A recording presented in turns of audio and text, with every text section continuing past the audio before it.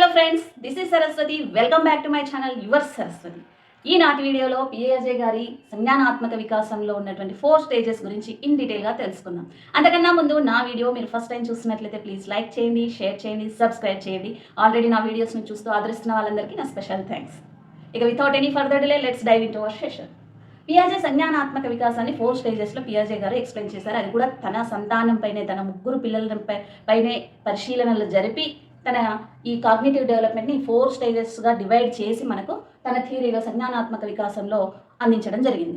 అందులో మొదటి స్టేజ్ వచ్చేసి సంవేదన చాలక దశ లేదా ఇంద్రియ చాలక దశ, దాన్ని జ్ఞానేంద్రియ చాలక దశ అని కూడా అంటారు. దాన్ని ఇంగ్లీష్లో సెన్సరీ మోటార్ స్టేజ్ అని అంటారు. ఎప్పటి నుంచి ఎప్పటి వరకు పీరియడ్ అంటే పుట్టినప్పటి నుండి 2 సంవత్సరాల వయసు పూర్తయ్యే వరకు ఉండేటటువంటి దశ. ఈ పీరియడ్ మీద అప్పుడప్పుడు మనకి డిఎస్సిలో టెట్లో కాస్త కన్ఫ్యూజ్ చేస్తూ క్వశ్చన్స్ అడుగుతూ ఉంటారు. క్రింది వాటిలో జ్ఞానేంద్రియ చాలక దశ పీరియడ్ ఏది? 0 to 2 years, 2 to 3 years, పుట్టినప్పటి నుండి 2 years, 4 to 5 years అని ఇలా ఇస్తాడు. మనకు అక్కడ ఈజీగా తెలిసిందే కదా అని 0 to 2 years అని ఆప్షన్ చూస్ చేసుకుంటాం. కానీ 0 to 2 కాదు, పుట్టినప్పటి నుండి 2 years అనేది మనం మైండ్లో పెట్టుకోవాలి. ఒకవేళ పుట్టినప్పటి నుండి అనే వర్డ్ మెన్షన్ చేయకపోతే 0 to 2 అనేది రైట్ అవుతుంది. సో ఇదొక్కటి మాత్రం మన మైండ్లో పెట్టుకోవాలి. ఈ జ్ఞానేంద్రియ చాలక దశను కూడా పియాజే గారు మళ్ళీ 6 ఉపదశలుగా 6 స్టేజెస్లో జరిగే డెవలప్మెంట్ని ఎక్స్ప్లెయిన్ చేశారు. ఫస్ట్ వచ్చేసి సాధారణ ప్రతిచర్యల దశ, అంటే పుట్టినప్పటి నుండి 1 month వచ్చే వరకు ఉన్నటువంటి ఆ ఏజ్లో ఆ బేబీలో ఎలాంటి డెవలప్మెంట్ చోటు చేసుకుంటుంది అని ఈ దశలో చెప్పారు. అంటే అప్పటి వరకు బేబీకి వేరే ఏ స్కీమాలు ఏర్పడి ఉండవు. పుట్టుకతో ఉన్నటువంటి కొన్ని స్కీమాలు మాత్రమే ఉంటాయి. తను దేన్ని పరిశీలించి దేన్ని రిసీవ్ చేసుకునే ఎబిలిటీ తనకు అప్పటికి వచ్చి ఉండదు. కేవలం కొన్ని స్కీమాలు పుట్టుకతోనే ఉంటాయి. అంటే తల్లి దగ్గర నుంచి పాలు తాగేటప్పుడు చప్పరించడం అనేది ఒకటి ఉంటుంది. కాబట్టి ఆ స్కీమా ఆధారంగా ఎవరైనా తన పెదాలపైన వేలు పెడితే కూడా ఆ వేలును కూడా చప్పరించేస్తూ ఉంటాడు. అంటే అసంకల్పిత చర్యలు, బాహ్య ప్రేరణలకు, అంటే బయటి నుంచి జరిగే చర్యలకు అసంకల్పితంగా తనకు తెలియకుండానే అసంకల్పిత చర్యల ద్వారా ప్రతిస్పందిస్తూ ఉంటాడు. తర్వాత ప్రాథమిక వృత్తాకార స్పందనల దశ. ఇది 1 month అయ్యాక 1 month నుంచి 4 months ఉండేటటువంటి స్టేజ్. ఈ దశలో ఏం జరుగుతుంది అంటే శిశువుకు మెల్లిమెల్లిగా కొన్ని స్కీమాలు ఏర్పడతాయి. తనకు పుట్టుకతో వచ్చిన కొన్ని స్కీమాలకు అనుగుణంగా తన సెన్సరీ ఆర్గాన్స్ ద్వారా వచ్చేటటువంటి జ్ఞానాన్ని కలుపుకుంటూ ఆ రెండింటి మధ్యన కోఆర్డినేట్ అవుతూ పనిచేయడం అనేది మొదలవుతుంది. అంటే ఇక్కడ ఇదే పాత స్కీమా అని, అంటే తల్లి పాలను చప్పరించితేనే తన కడుపు నిండుతుంది, అది ఒక భావన, ఆ స్కీమా ఉంటుంది. ఎవరైనా పెదాలపైన వేలు పెడితే చప్పరించేస్తాడు 1 month దశ లోపల. తర్వాత అనుకోకుండా ఈ దశలో ఏమవుతుంది, అనుకోకుండా తన కాళ్ళు చేతులు కదిలిస్తున్నప్పుడు అనుకోకుండా తన వేళ్ళు తన నోట్లో పెట్టుకొని చప్పరించి అది తనకు తృప్తినిస్తే, దాంతో తను సంతృప్తి అయితే పదే ఆ వేళ్ళు నోట్లో పెట్టుకోవడానికి ప్రయత్నిస్తూ ఉంటాడు. తన చేతిని అలా కదిలిస్తూ మళ్ళీ ఒక 2-3 ప్రయత్నాల తర్వాత క్రమంగా ఆ వేళ్ళు నోట్లో పెట్టుకొని చప్పరించడం అనేది రిపీటెడ్గా చేస్తుంటాడు. తనకు అది సంతృప్తినిస్తుంది కాబట్టి, అంటే తనకు అది చప్పరించాలనిపించినప్పుడల్లా తన చేతిని తన నోటి వరకు తెచ్చుకోగలిగేటటువంటి తన స్కీమా, పాత స్కీమా, దానికి తగ్గట్టుగా తన శరీరం యొక్క భాగాల మూమెంట్ స్టార్ట్ అవుతుంది. సో ఆ రెండింటి మధ్యన కోఆర్డినేషన్ అవ్వడం అనేది స్టార్ట్ అవుతుంది. తర్వాత ద్వితీయ వృత్తాకార స్పందనల దశ. ఇది 4 to 8 months దశ. అంటే 4 నెలలు నిండిన తర్వాత నుంచి 8 నెలల వరకు ఉండేటటువంటి దశ. ఇక్కడి వరకు అంటే ఈ 4 months వరకు శిశువు ఎంతసేపు తన వైపు తన శరీరము, తన చేతులు పెట్టుకోవడము, తన కళ్ళు కుచ్చుకోవడము, తన బాడీ మూమెంట్స్ ఇవ్వడం, అంటే కేవలం తన శరీరం మీదనే స్పృహ ఉంటుంది. ఇంకా తన చుట్టూ ఉన్న వాటిని గమనించే శక్తి తనకు ఉండదు. కానీ ఇక్కడ 4 months దాటాక 8 months వరకు తన మీద నుంచి తన దగ్గరకు వస్తున్న మనుషులను గమనించడం, తన పక్కన వస్తువులను గమనించడం, దానికి తగ్గట్టుగా కళ్ళు కదిలించడం, తల కదిలించడం, వాళ్ళు ఎటు వెళ్తే అటు చూడడానికి ప్రయత్నించడం, ఇలాంటివన్నీ కూడా చేస్తుంటారు. అంటే ఫోకస్ తన శరీరం కాకుండా ఇంకొక తల్లి కాకుండా ఇంకో వ్యక్తిని, రోజు తను చూసే బొమ్మలు ఏవైనా తనకు చూపించే బొమ్మలను చూడడం, అవి ఎటు వెళ్తే అటు చూడడానికి కదలడానికి ప్రయత్నించడం, ఇలాంటివన్నీ కూడా ఈ స్టేజ్లో చేస్తారు. ఇక ద్వితీయ వృత్తాకార స్పందనల సమన్వయం. అంటే ఇక్కడ మొదలైన స్పందనలు మళ్ళీ ఇక్కడ కోఆర్డినేషన్తో పనిచేయడం మొదలవుతుంది. ఈ 8 to 12 months, 8 months దాటాక 1 year వచ్చే వరకు. అంటే ఉదాహరణకి ఇక్కడ తల్లి తనను ఆడించడానికి గిలగను చూపిస్తూ ఉంటుంది. అప్పుడు గిలగను చూపించినప్పుడు ఏమవుతుంది, తన శరీరం మీద నుంచి తనకు ఎదురుగా కనిపించే మరొక వస్తువు మీదకి ఫోకస్ మళ్ళీ అది శబ్దం చేసే కొద్దీ తను కూడా ఆనందంగా దానిలాగే కేరింతలు కొడతాడు ఈ దశ లోపల. ఈ దశ వచ్చేసరికి ఏమవుతుంది అంటే ఇక్కడ ఈ ద్వితీయ వృత్తాకార స్పందనను సమన్వయం చేసుకోవడం దశలో ఆ గిలక అమ్మ తీసి పక్క పెట్టినప్పుడు తనకు లేదు అని అనుకుంటాడు ఇక్కడ. కానీ ఈ దశ వచ్చేసరికి తను తీసి ఎక్కడ పెట్టిందో చూసి దాని వైపుగా తను తీసుకోవడానికి చేతులు కదిలించడం, లేదంటే తన తల్లి ఇలా తనకు గిలకం చూపిస్తూ దాన్ని ఇలా పైకి పట్టుకుంటే తను కూడా అందుకోవడానికి చేతులు చాపడం, దాని పైకనే కొద్ది ఇంకా పైకి వెళ్ళడం, అంటే ఒక లక్ష్యం వైపుగా తన శరీర కదలికలు స్టార్ట్ అవుతాయి. అంటే తనకి ఏదో కనిపించింది, దాన్ని పట్టుకోవాలి, దాన్ని తెచ్చుకోవాలి, దాని వైపుగా తన శరీరంని కదిలించడం ప్రారంభిస్తాడు. తర్వాత తృతీయ వృత్తాకార స్పందనలు 12 నెలల నుంచి 18 నెలల వరకు, అంటే సంవత్సరంన్నర బేబీ అయ్యే వరకు మెల్లిగా తనకి కొత్తగా ఏది కనిపిస్తే దాన్ని నిశితంగా గమనిస్తాడు. కొత్తగా కనిపించింది అనుకోండి, బొమ్మ అయినా, పెన్ అయినా, వ్యక్తి అయినా, జంతువు అయినా, ఏదైనా సరే దానికి కొత్తగా కనిపిస్తే దాన్ని దగ్గరికి వెళ్ళి చూడడం, దాన్ని ఇలా టచ్ చేసి చేయనట్టుగా చూడడం, చాలా క్యూరియస్గా ఉంటాడు. అన్వేషణ అనేది అక్కడి నుంచి ఇంకా మెల్లిగా తన మైండ్లో మొదలవుతుంది అన్నట్టు. దాన్ని పట్టుకొని చూడడం, అది మెల్లిగా పట్టుకొని దాన్ని నోట్లో పెట్టుకొని చూడడం, దాన్ని కొరికి చూడడం, కింద పడేసి చూడడం, అంటే తన నోట్లో పెట్టుకొని దాని రుచిని, దాని రంగును, దాన్ని గుర్తించడము, తర్వాత అది మెత్తగా ఉందా గట్టిగా ఉందా అనేది కొరికి చూడడము, కింద వేసినప్పుడు అది చేసే శబ్దం చూడడం, గమనించడం, ఇలాంటివన్నీ కూడా స్కీమాలుగా తను ఏర్పరచుకుంటూ ఉంటాడు. అందుకే తనకి ఏది కొత్తగా కనిపిస్తే, తనకు రోజు చూసేది కాకుండా కొత్తగా ఏది కనిపించినా దాన్ని కొరికి చూడడము, దాన్ని నోట్లో పెట్టుకోవడము, నేలకేసి కొట్టడం. అంటే ఆ శిశువు అక్కడ ఆడుతూ బొమ్మలను పాడు చేస్తున్నాడని మనం అనుకుంటాం, కానీ ఆ వస్తువు గురించి తన కొత్త స్కీమాలను తన మైండ్లో క్రియేట్ చేసుకుంటున్నాడు. కింద పడేసినప్పుడు అది చేసే డిఫరెంట్ సౌండ్స్ని తను నోటీస్ చేస్తూ ఉంటాడు. తర్వాత స్కీమాల అంతర్లీకరణ, ఈ లాస్ట్ 6వ ఉపదశలో, అంటే 18 నెలల నుంచి 24 నెలలు, అంటే ఇంచుమించుగా 2 years కంప్లీట్ అయ్యేసరికి తనకు మెల్లగా ఎన్నో వస్తువులను గమనించి, పట్టుకొని చూసి, కిందేసి రకరకాలుగా దాన్ని గమనించి తనలో చాలా స్కీమాలను ఏర్పరచుకుంటాడు. ఆ స్కీమాలన్నింటినీ కూడా ఒక కోఆర్డినేషన్తో వాటిని ఆర్గనైజ్ చేసుకుంటాడు తన మైండ్ లోపల. కొత్త స్కీమాలను తన మైండ్ లోపల ఆర్గనైజ్ చేసుకొని దానిలో బేస్గా చేసుకొని క్రమంగా కొత్తగా ఆలోచించడం మొదలు పెడతాడు. ఉదాహరణకి తనకు రోజు కనిపించే గిలక అమ్మ తనకు అందకుండా ఎక్కడో గుట్లో పెట్టింది. తన అన్ననో అక్కో ఎవరో తను ప్రయత్నిస్తాడు అందుకోవాలని, కానీ తనకు అందనప్పుడు తను ఏమైపోతాడు, సైలెంట్ అయిపోతాడు. కానీ తన అన్నో తన అక్కో ఎవరైనా అది అందుకోవడం కోసం వాళ్ళు కుర్చీ వేసుకొని ఆ గిలకను అందుకుంటే అది ఈ శిశువు గమనించి తను కూడా ఎప్పుడైనా తనకు అది అందనప్పుడు తన క్రమంగా ఆ స్కీమా తన అక్కనో తన అన్ననో అలా చేసి ఉండడాన్ని పరిశీలించింటాడు కాబట్టి అది ఒక స్కీమాగా తన మైండ్లో ఉంటుంది. ఆ స్కీమాను గుర్తు తెచ్చుకొని తను కూడా అలా చేయొచ్చు కదా అని ఒక ఆలోచన మొదలవుతుంది. సో అప్పుడు తను ఒక స్టూలో దగ్గరలో కూర్చో వేసుకొని తను కూడా అందుకోవడానికి ప్రయత్నిస్తాడు. అంటే స్కీమాలను ఆర్గనైజ్ చేసుకొని ఆ స్కీమాలను బేస్గా చేసుకొని తనలో కూడా ఆలోచన శక్తి అనేది మొదలవుతుంది.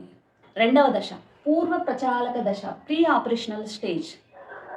2 సంవత్సరాల నుంచి 7 సంవత్సరాల వయసు వచ్చే వరకు ఉండేటటువంటి దశ. ఈ దశలో వచ్చేసరికి, అంటే బేబీ 2 years వచ్చేసరికి మాట్లాడడం మొదలవుతుంది కాబట్టి ఇంద్రియ చాలక దశలో శిశువుకు ఇంద్రియ వికాసం అనేది బాగా, అంటే సెన్సరీ ఆర్గాన్స్ డెవలప్మెంట్ అనేది ర్యాపిడ్గా ఉంటుంది. ఇక్కడికి వచ్చేసరికి మాత్రం లాంగ్వేజ్ డెవలప్మెంట్ ఎక్కువగా జరుగుతుంది. అంటే అక్కడ మెల్లిగా మాట్లాడడం మొదలవుతుంది. ఈ దశలోకి వచ్చేసరికి తనకున్న స్కీమాలను ఆధారంగా చేసుకొని ఆలోచనలు మొదలవుతాయి కాబట్టి తనకు వచ్చిన ఆలోచనలను ఎక్స్ప్రెస్ చేయగలిగే శక్తి, భాషా వికాసం వేగంగా అవుతుంది. దానివల్ల ఆలోచనలను మరింత లోతుగా, మరింత క్లియర్గా ఆలోచన చేయగలగడం, మరింత క్లియర్గా దాన్ని చెప్పగలగడం అనేది కూడా వస్తుంది. ఇక ప్రాబ్లమ్ సాల్వింగ్ స్కిల్స్ కూడా పెరుగుతాయి. అంటే తనకు భాష వస్తుంది, తన బాడీలో పార్ట్స్ మూమెంట్స్ అన్నీ కూడా కోఆర్డినేషన్తో పనిచేయడం మొదలవుతాయి. సో తనకు కావాల్సిన వస్తువు ఎక్కడుంది అని ఇతరులను అడగగలడు, భాష వచ్చు కాబట్టి. దానికోసం తను అందుకోవడం కోసం వస్తువులను తెచ్చుకోగలడు. సో తనకు ఎదురయ్యే సమస్యలను తను సాల్వ్ చేసుకోగలడు. కానీ దాన్ని ఎలా సాల్వ్ చేశావు అంటే మాత్రం చెప్పలేడు. ఉదాహరణకు రోజు స్కూల్కు తన సిబ్లింగ్స్తో పాటు స్కూల్కి వెళ్ళే పిల్లవాడు, అంటే స్టార్టింగ్ ఏజ్లో, అంటే 7 years అంటే అప్పుడప్పుడే స్కూలింగ్కి వెళ్తూ ఉంటాడు కాబట్టి తన సిబ్లింగ్స్తో పాటు రోజు ఇంటికి వచ్చే పిల్లవాడు ఏదో ఒక రోజు తన సిబ్లింగ్స్ ఆబ్సెంట్ అయితే తను మాత్రమే స్కూల్కి వెళ్ళి తిరిగి ఇంటికి వస్తాడు. తనకున్న స్కీమాలను ఆధారంగా చేసుకొని, ఆ జ్ఞానాన్ని ఆధారంగా చేసుకొని, ఆ గుర్తులను చూసుకుంటూ ఇంటికి వచ్చేస్తాడు. కానీ ఎలా వచ్చావు, ఏ దారిలో వచ్చావు, ఎక్కడెక్కడ టర్న్ తీసుకున్నావంటే మాత్రం చెప్పలేడు. సో సమస్య పరిష్కార శక్తి పెరుగుతుంది, కానీ దాన్ని ఎలా సాధించాడు, ఎలా సాల్వ్ చేశాడని ఆయన విశ్లేషించి చెప్పగలిగే శక్తి మాత్రం రాదు. తర్వాత గుర్తించడం, తన చుట్టూ ఉన్న వస్తువులను, వ్యక్తులను, అందరినీ కూడా, అన్నిటినీ ఆల్మోస్ట్ తన రోజు చూసే ప్రపంచంలో ఉన్న వస్తువులన్నింటినీ కూడా, ఎలక్ట్రానిక్ గూడ్స్ కానీ, బంధువులు, చుట్టాలు, అమ్మ, నాన్న, తను తినే ఫుడ్, పండ్లు, ఇలాంటివన్నీ కూడా అన్నిటినీ గుర్తించగలడు. గుర్తించి తర్వాత దాని పోలికల ఆధారంగా వర్గీకరించగలడు. తినే ఫుడ్, లేదంటే రోజు ఇంట్లో ఉండేవాళ్ళు, అప్పుడప్పుడు బయట నుంచి వచ్చేవాళ్ళు, ఇలా కంపేర్ చేయడం. 4 కాళ్ళతో ఉన్న వాటిని జంతువులని, ఎగరే వాటిని పక్షులు అని ఇలా వర్గీకరించగలగడం. ఇవన్నీ కూడా తనకు ఏర్పడిన స్కీమాలను ఆధారంగా చేసుకునే చేస్తాడు. సో ఇలా వర్గీకరించే శక్తి కూడా వచ్చేస్తుంది. తర్వాత ఈ స్టేజ్లో ముఖ్యంగా ఉండేది ఏంటి అంటే యానిమిజం. యానిమిజం అంటే సర్వాత్మక భావన. తన చుట్టూ ఉన్న వస్తువులకు కూడా తనలాగే ప్రాణం ఉంటుంది, తనలాగే అవి కూడా అని అనుకోవడం. అంటే తన తన చేతిలో ఉన్న బొమ్మకైనా, తన కుర్చీకైనా, తన చుట్టూ ఉన్న ఏ వస్తువులకైనా సరే జీవం లేని వస్తువులకు కూడా జీవం ఉన్నట్టుగా ఆపాదించడమే సర్వాత్మక భావన. యానిమిజం అంటారు. యానిమిజం ఉండే దశ ఏది అంటే పూర్వ ప్రచారక దశ, ప్రీ ఆపరేషనల్ స్టేజ్ అని చెప్పొచ్చు. అంటే ఈ టాపిక్లో ఈ స్టేజ్ నుంచి దీని మీద క్వశ్చన్ వస్తూ ఉంటుంది. అందుకే పిల్లలకు తను దేనికైనా తట్టుకొని కింద పడ్డప్పుడు తన తల్లి అంటే ఆ టేబుల్కో బెంచ్కో తట్టుకొని కింద పడ్డప్పుడు ఏడుస్తుంటే తల్లి వెళ్ళి టేబుల్ని కొడితే తను సంతోషపడతాడు. యానిమిజం అంటే అది కూడా దానికి కూడా తనలాగే ప్రాణం ఉంది. తను నన్ను కింద వేసింది తనని కొట్టేది, ఓకే, సాటిస్ఫైడ్ అవుతుంది.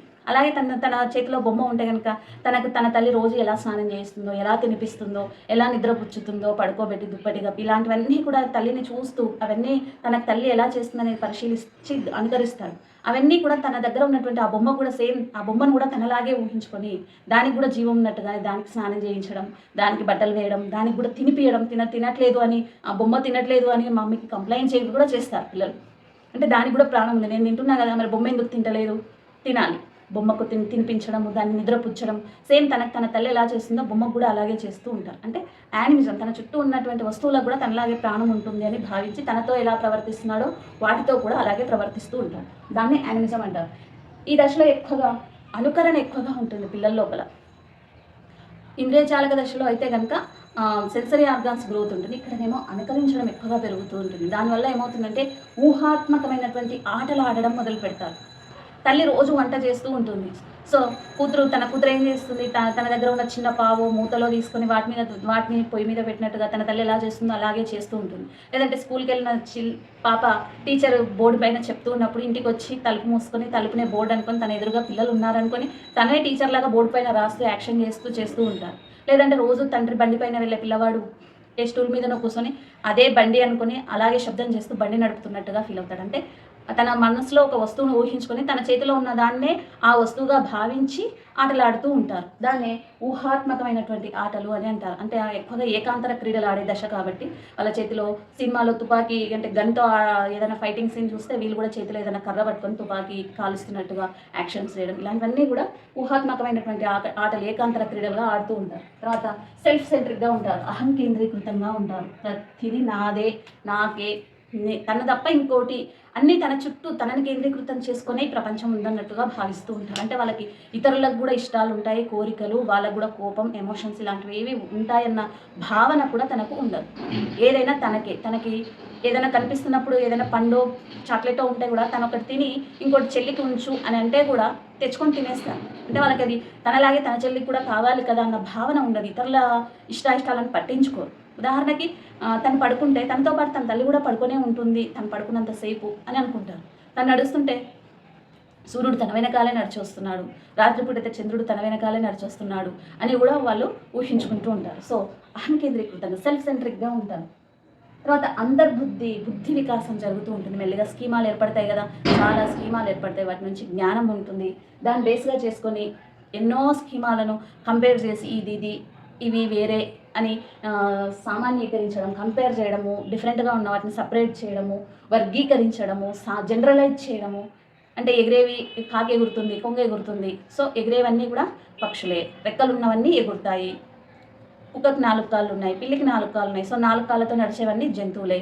ఇలా సామాన్యీకరించడం, జనరలైజ్ చేయడం కూడా మెల్లిగా మొదలవుతుంది. ఇక బదిలపరుచుకునే భావన ఉండదు.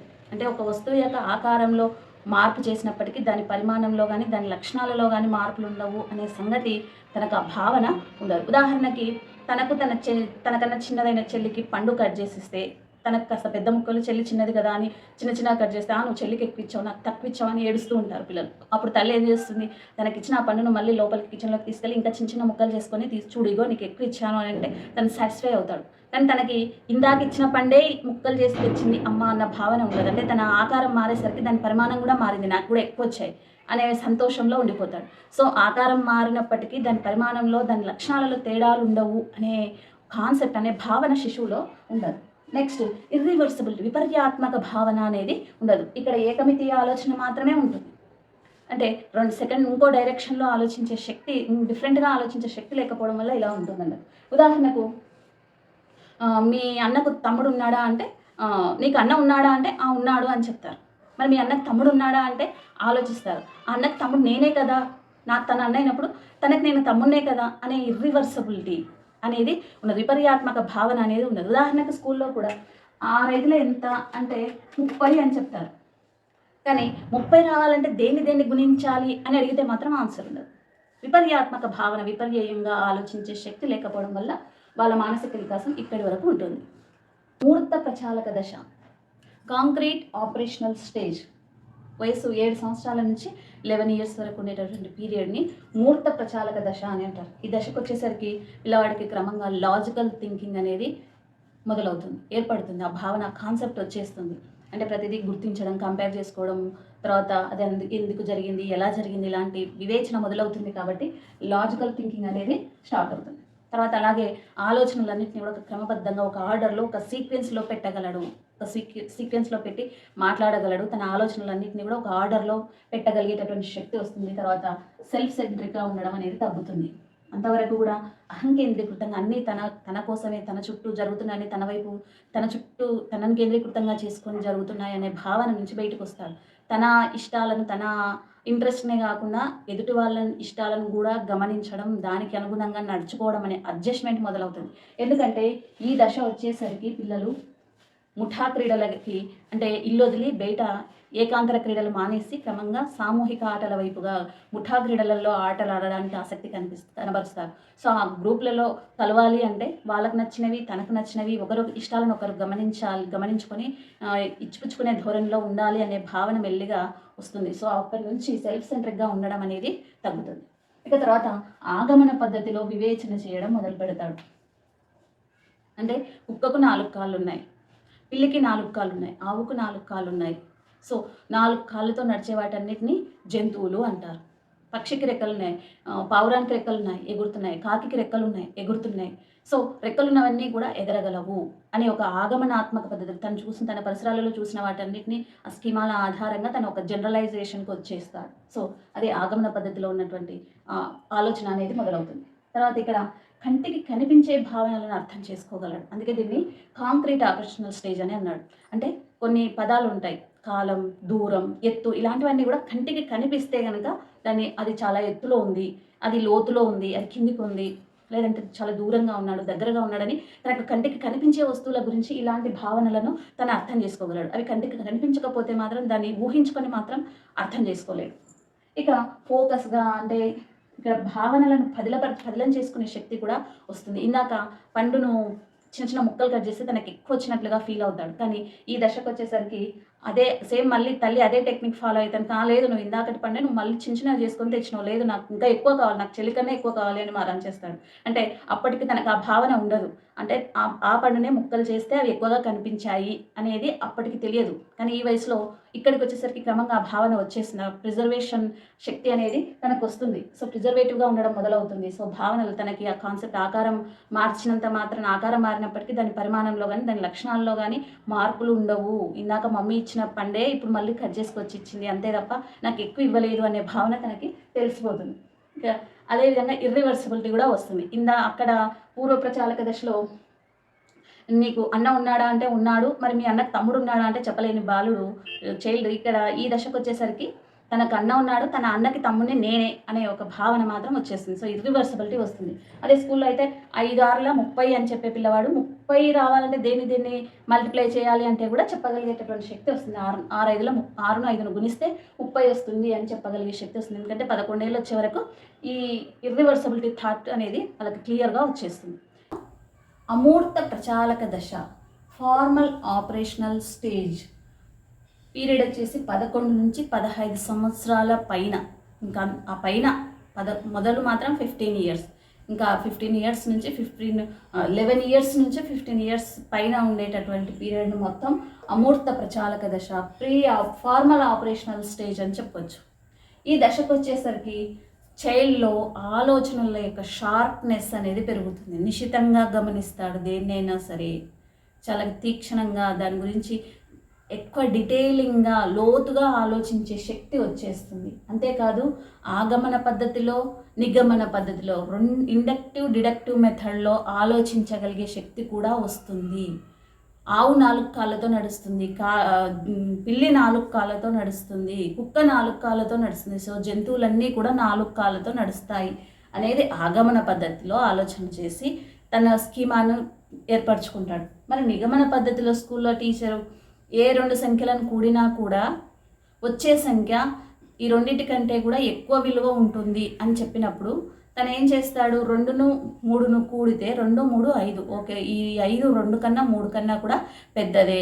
అలా ఇంకో 2 సంఖ్యలు 3ను 4ను కూడి 7, 3 4ల కంటే 7 పెద్దది. ఇలా 2 3 రకాల సంఖ్యలను తీసుకొని కూడి నిజమే, ఏ 2 సంఖ్యలను కూడినా వచ్చే సంఖ్య విలువ ఈ రెండింటికంటే కూడా ఎక్కువగా ఉంటుంది అని అర్థం చేసుకోగలడు. అంటే నిగమన పద్ధతిలో అర్థం చేసుకోగలడు, ఆగమన పద్ధతిలో కూడా ఆలోచించగలడు, అర్థం చేసుకోగలడు.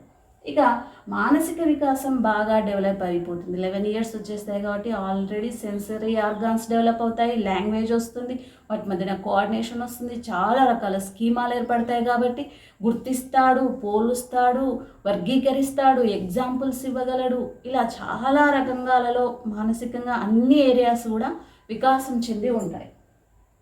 ఇక అంతవరకు మూర్త ప్రచాలక దశలో కేవలం ఏదైనా 4 ఆపరేషనల్స్ అంటే కూడికలు కానీ తీసివేతలు కానీ ఏవైనా లెక్కలను పెన్ను పేపర్ పైన పెట్టే చేయగలిగేవాడు. 2 3 ఎంత అంటే 2ను 3ను వేసుకొని కూడగలిగే శక్తి ఉంటుంది అక్కడ. అలా మాత్రమే చేసే పిల్లవాడు ఇక్కడికి వచ్చేసరికి మైండ్లోనే 2 3 2 3 5 అని చెప్పగలిగే శక్తి వస్తుంది తనకి. అంటే మెంటల్ ఆపరేషనల్ మైండ్లోనే ఆ కూడికలు కానీ తీసివేతలు కానీ భాగహారాలు కానీ గుణకారాలు కానీ చేయగలిగే శక్తి వస్తుంది. అంటే ఏదైనా సరే కంటికి కనిపించకున్నా కూడా తను తన మైండ్లో దాన్ని ఊహించుకొని చేయగలిగే శక్తి వస్తుంది. సో అందుకే ఇక్కడికి వచ్చేసరికి అబ్స్ట్రాక్ట్ థింకింగ్ అబ్స్ట్రాక్ట్గా కంటికి కనిపించని వస్తువుల గురించి కూడా ఆలోచించి దానికి తగ్గట్టుగా తన నిర్ణయాలు తీసుకునే శక్తి తనకు వస్తుంది. ఇంకా అడ్వాన్స్ ఏంటంటే తన మాటలను సంఖ్యల రూపంలోకి లేదంటే చిత్రాలు పట్టీల రూపంలోకి మార్చగలడు. అంటే 2 పిల్లలు అంటే 2 బొమ్మలు వేయడము లేదంటే 2 దిమ్మెలు గీయడము ఇలాంటివి చేయగలడు. 2 పిల్లల బదులు 2 అనే సంఖ్యను అలా చూపించవచ్చు. తర్వాత మాటలను సంఖ్యలు చిత్రాలు సంజ్ఞల రూపంలోకి మార్చడం, అదే సంఖ్యలను చిత్రాలను దిమ్మెలను పట్టీలను మాటల రూపంలోకి కూడా శాబ్దిక రూపంలోకి కూడా మార్చగలడు. ఇలా ఇస్తే అలా చేయగలడు, అలా ఇస్తే ఇలా చేయగలడు. అంటే చిత్రాల రూపంలో ఉన్న వాటి గురించి మాట్లాడగలడు, మాటల రూపంలో ఉన్నదాన్ని చిత్రాల రూపంలో కూడా చూపించగలిగే శక్తి వస్తుంది. ఇర్రివర్సబిలిటీకి ఇది నెక్స్ట్ లెవెల్ అన్నట్లు. తర్వాత వివిధ కోణాలలో సమస్యను సాల్వ్ చేయగలడు. అంటే ఒకటే సమస్యకు తన ఇంటికి రోజు ఒకే దారిలో కాకుండా వేరు దారుల్లో కూడా రాగలిగే శక్తి వస్తుంది. అంటే 5 6లో 30, 5ను 6ను గుణిస్తేనే 30 అని చెప్పే పిల్లవాడు 10 3లో 30. ఇలా కొత్త వేరే సంఖ్యలను గుణిస్తే కూడా 30 ఎప్పుడు వస్తుందో అని చెప్పగలగడు. అంటే ఒకే సమస్యకు పరిష్కారాలను వేరు పరిష్కారాలను ఆలోచించగలిగే శక్తి శిశువుకు వస్తుంది ఈ అమూర్త ప్రచాలక దశలోకి వచ్చేసరికి. సో ఇవి 4 స్టేజెస్. మరి ఈ 4 స్టేజెస్ ఈ కాగ్నిటివ్ డెవలప్మెంట్ థియరీ మనకి ఏ విధంగా ఉపయోగపడుతుంది అని అంటే, ఏదైనా సరే ఎడ్యుకేషనల్ సిస్టమ్ లోపల పిల్లలకు మనం మాటల ద్వారా చెప్పే కంటే కూడా వాళ్ళని యాక్టివిటీస్లో ఇన్వాల్వ్ చేస్తూ నేర్పిస్తే కనుక వాళ్ళకి అది తొందరగా అర్థమవుతుంది. ప్లస్ అది ఎక్కువ కాలం వాళ్ళలో గుర్తుండిపోతుంది. ఆ స్కీమాలు అనేవి వాళ్ళలో స్ట్రాంగ్గా ఏర్పడతాయి. అందుకే ఈయనను రాడికల్ కన్స్ట్రక్టివిస్ట్ అని అంటారు. అంటే ఈయన ఎక్కువగా పరిసరాలతో ప్రతిచర్యలు జరిపే క్రమంలోనే శిశువు బాగా నేర్చుకుంటాడు, నేర్చుకునేది కూడా ఎక్కువ కాలం గుర్తుంటుంది అని చెప్తాడు. అందుకే పిల్లలకు బిల్డింగ్ బ్లాక్స్ ఇవ్వడము, పజిల్స్ చేయించడము, తర్వాత చిన్న సెన్సరీ ఆర్గాన్స్ డెవలప్ అవ్వడానికి చిన్న గేమ్స్ ఆడించడం, ఇలాంటి వాటి ద్వారా ఎక్కువగా ఎడ్యుకేషన్ సిస్టంలో వాళ్ళకి ఎడ్యుకేషన్ని ప్రీ స్కూలింగ్ లెవెల్లో కానీ స్కూల్ స్టార్ట్ అయ్యే లెవెల్లో కానీ అలాంటి వాటి ద్వారా ఎక్కువగా వాళ్ళకు నేర్పించాలి. అవుట్కమ్ కంటే కూడా ప్రాసెస్ మీద ఎక్కువగా ఫోకస్ చేయాలి అని చెప్తారు. ఇక వారికి ఎలా చెప్తే అర్థమవుతుంది, వాళ్ళ ఇండివిజువల్ డిఫరెన్సెస్ని ఈయన కూడా ఒప్పుకుంటాడు. వీళ్ళందరిలో కూడా పిల్లలందరిలో కూడా ఈ 4 దశల సీక్వెన్స్ మాత్రం మారదు, కానీ వీటిని అందుకునే వేగం మాత్రం పిల్లల్లో వైయక్తిక భేదాలు ఉంటాయి అని ఒప్పుకుంటాడు. సో ఇండివిజువల్ డిఫరెన్సెస్కి అనుగుణంగా ఆ పిల్లవాడు ఈ దశలో ఉన్న ఈ ఏజ్లో ఉన్నా కూడా తను ఇంకా ఏ దశలో ఉన్నాడు, తన కాగ్నిటివ్ డెవలప్మెంట్ ఏ లెవెల్లో ఉంది, తనకి ఏ స్కీమాలు ఉన్నాయి ప్రస్తుతం, ఆ స్కీమాలకు అనుగుణంగా తను ఎలాంటి యాక్టివిటీస్ని క్రియేట్ చేయాలి, తనలో ఏర్పడ్డ కొత్త కొత్త స్కీమాలను గమనిస్తూ ఆ స్కీమాలకు తగ్గట్టుగా ఆ స్కీమాలు అవగాహనగా మారడానికి పనికొచ్చేటటువంటి యాక్టివిటీస్ ఇస్తూ వాళ్ళ స్కీమాలను సాంశీకరణం అనుగుణ్యతగా మార్చడానికి టీచర్ ప్రయత్నించడానికి ఈ థియరీ అనేది ఉపయోగపడుతుంది.